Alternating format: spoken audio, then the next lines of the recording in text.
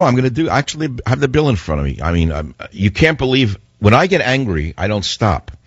You say, why are you going on and on about it? Because I didn't pick a 4-course dinner at a fixed price. I left an open menu. So some chazes, if everyone's given a salad and they cost a certain amount of money, why did 2 chazes have to order 2 heirloom beet salads at $28? Why? Because it was free. Because they saw it on the menu. They figured, I'm a schmuck to pay for it. I'll order it. And they'll just smile at the moron who's paying for it. They'll have it. The green salad, in other words, wasn't good enough for them. You know what? I think I'll have the heirloom beet salad because I'm a special person. That's right. And I'll have the pancetta prawns for $28 even though they ate appetizers like chazas at the bar, the pizza, the calamari, the sliders, the smoked salmon. They had to then have another appetizer because I again didn't pick a fixed menu. Now I know you think this is funny, and it is because this is very human. In other words, in the midst of talking about holy things, here's the man, Michael Savage, telling you he's pissed off at people he invited to dinner. And why is he doing it publicly? Because I am, that's all. If I'm wrong, it doesn't matter to me. If I don't see them or hear from them again, it won't matter. I'm not going to see them anyway until I invite them to another party for free. See, this is the thing about the Bay Area that most people don't know. It has about the worst people in America seem to have drifted out here a long time ago. They're takers. They take, give nothing back. This has been going on since I'm here 40 years. I'm the guy who makes the parties. Now, it's got so bad for me here 20 years ago. I got so angry at the emptiness, the spiritual death, the soul death in the Bay Area that I created the Savage Nation in order to create an audience. And so in some ways, it's God's hand behind all of this anyway, and I know that. In other words, this is considered, to religious people, the Bay Area is considered exile. San Francisco is considered the epitome of an exile in America. It's the land of the exiles. I don't know if you understand spiritually what San Francisco is. It is the most soul-dead place in America. Oh, they think they're wild and free because they wear tight dungarees and look at their behinds in the mirror at night and go to a nightclub and snicker at each other. That goes for boys and girls. But it's the most spiritually devoid place in the United States of America.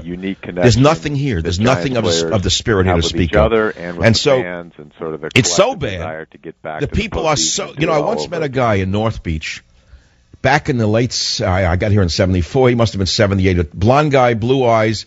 He was Yugoslavian. He went insane in the streets. I don't remember his name, but he once wound up... I remember he went crazy from the lack of humanity. And he wound up walking in the streets and talking to himself, saying, the continuum. There's no continuum here. And I said, what do you mean, man? What do you mean, no continuum? He says, there's no cycle. No one gives anything back. Nobody gives you anything back. There's no continuum here. I think eventually he left and went back to Yugoslavia. He couldn't believe the people here, how devoid they are of spirit and soul. So I understand I'm in this vortex. It's like being in a not a tsunami, but like a sort of mini tidal wave, like getting sucked out to sea, and you don't know how to get back to shore. So I created my own audience called the Savage Nation. That's what motivated me originally, was to have my own audience. So what I'm telling you is that I see everything on a mundane level, and I see it on a spiritual level. I have one eye on heaven, one eye on the eternal, and one eye I'm very mad, just a man in the street who can throw a dinner for 20 people and get pissed off at them because a few of them were chazas. And I'll say, I'm never going to throw a dinner again, never. That's an interesting story in a way. It's something you might have read.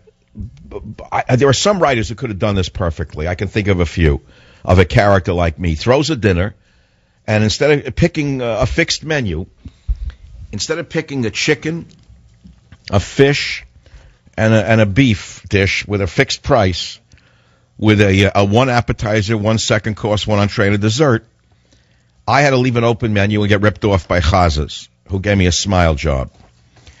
And you have to understand something odd about this. It wouldn't have affected me one way or the other, whether it was cheaper or more expensive. In the long run, it didn't matter to my lifestyle or my legacy. But why am I going on about this? Why is that bothering me so much? Why am I so bothered by the people who weren't happy enough with the green salad, 23 mixed green salads, $207. I have to see on the menu, I was looking at the bill now, 2 heirloom beet salads, $28. Now, I don't know exactly who ordered the beet salads, but they had to be very special friends of mine because it was free. I have no idea who ordered that. Or who had to order the extra cioppino and the mixed grill and the this and the that. Others would say you're crazy, you're being petty.